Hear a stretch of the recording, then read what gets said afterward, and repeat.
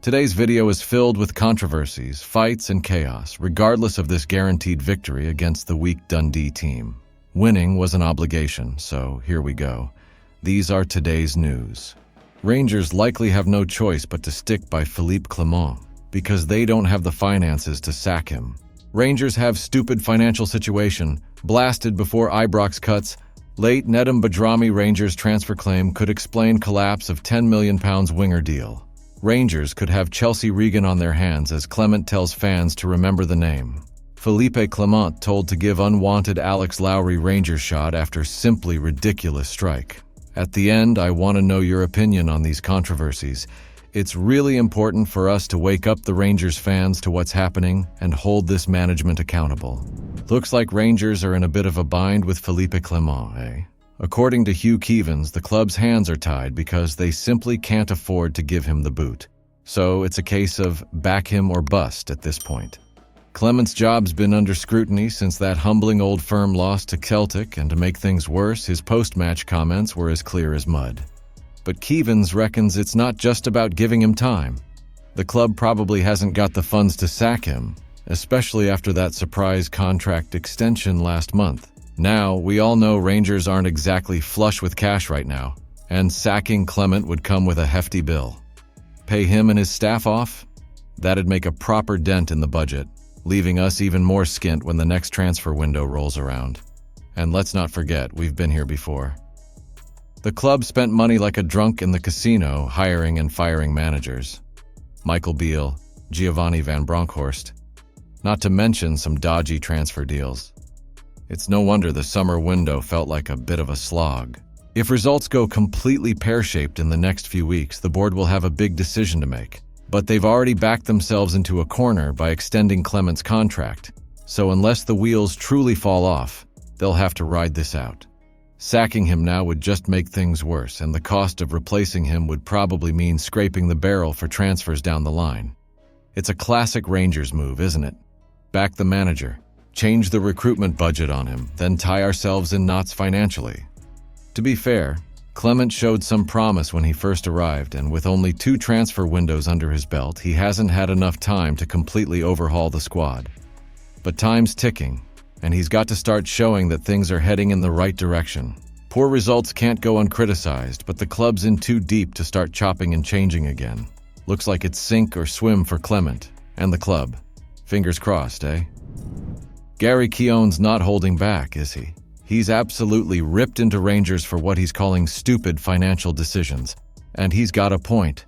We've been making it harder for ourselves than it needs to be.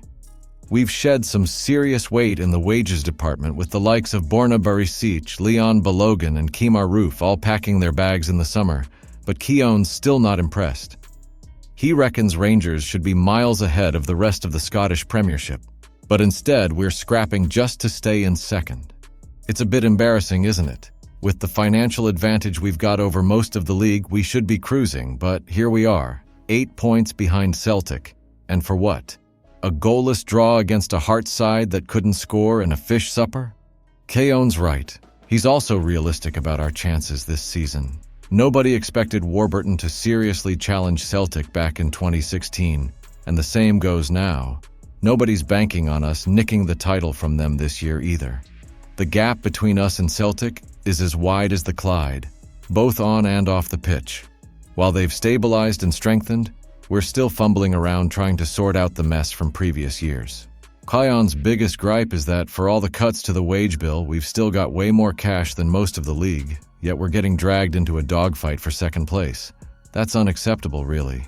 There should be clear daylight between us and the other 10 teams in the league. But instead, we're looking over our shoulder. Are our title hopes done for? At this stage, it's looking grim. 8 points is a mountain, and while we've got a game in hand, the way Celtic's steamrolling everyone, catching them, seems like a pipe dream. Clement's got his work cut out for him.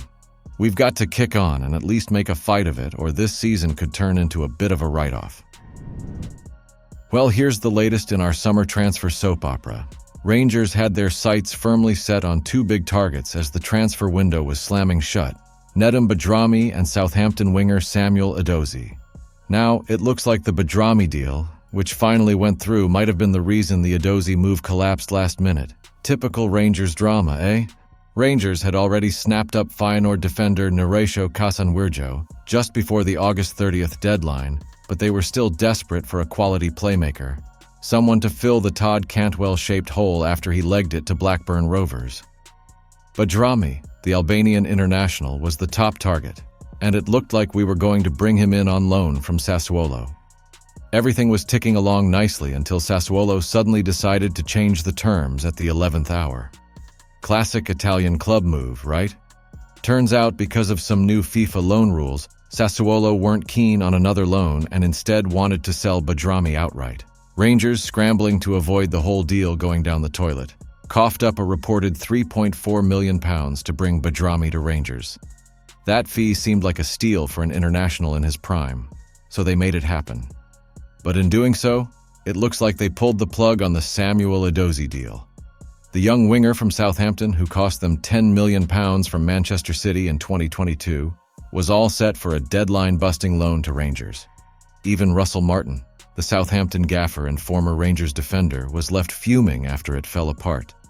He wasn't shy about saying it fell through on Rangers' end, and he felt bad for the lad, calling it unfair on Edozie.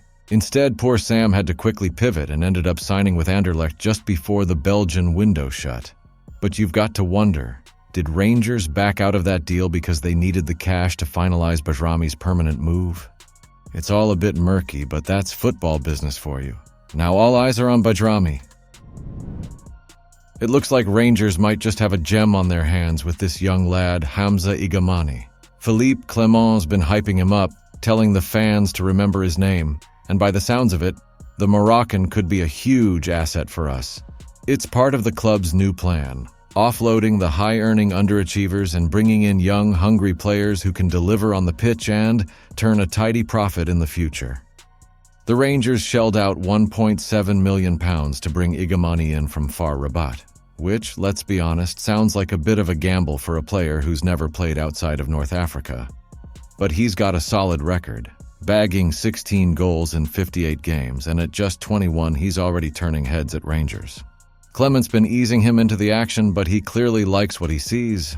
Igamani even got his debut in that Old Firm horror show. Talk about a baptism of fire. Clement reckons he's got a nose for goals, good in possession, and if we can get him up to full fitness, he's going to be a proper player this season. He's not just one for the future, mate. He's here to make an impact now. And it's not just Clement singing his praises. Andy Halliday's heard good things about him, and last year the lad was ranked as one of the top young strikers in the world by the CIES Football Observatory. That's no small feat, putting him in the same company as Brighton's João Pedro and RB Leipzig's Benjamin Sesko, who've both been making waves in Europe. Oh, and let's not forget Chelsea's Nicholas Jackson, who's just signed a massive deal with the Blues after a flying start to the season. If Igamani can have anywhere near that kind of impact at Rangers, we're in for a treat. The Rangers faithful are crying out for a new hero, and this kid might just be the one to step up. He's got the potential to be a real star for us. Let's hope he delivers when it matters most. Derek Ferguson's calling for Alex Lowry to get his chance in the Rangers' first team, and you've got to say, the lad probably deserves a crack at it. The 21-year-old's been on the fringes for what feels like an age, out on loan at Hearts, battling injuries and generally stuck out of favor. But after smashing in an absolute worldie for the B team against Clyde last month, the noise around him's growing. I mean, when folk are calling a goal simply ridiculous, you know the boy's got something in his locker.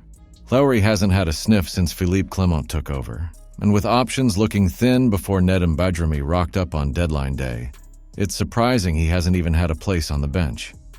Derek Ferguson reckons it's time to give the boy a shot, especially with Tom Lawrence needing a bit of competition. Ferguson's theory is that maybe Lowry hasn't been feeling wanted at the club, and given he lost his mum not too long ago, it's not hard to imagine how that might have affected him. You can't blame the lad if his head's not been in the right place, but surely after that screamer for the B team, he's earned the right to at least be part of the conversation. With Todd Cantwell off to Blackburn and Ianis Hadji seemingly blocked from returning to the first-team fold, there's a bit of space for Lowry to at least get a look in. The boy's Rangers through and through, and with injuries piling up, You'd think Clement might be tempted to give him a run. There's no reason why he shouldn't be part of the squad, unlike Cantwell and Haji, whose situations are murkier. This season really feels like a make-or-break moment for Lowry. If he doesn't get his chance now, you've got to wonder if he ever will. But if Clement can get the lad feeling part of things again, maybe, just maybe, he'll start delivering the goods and give us that extra bit of spark we've been lacking.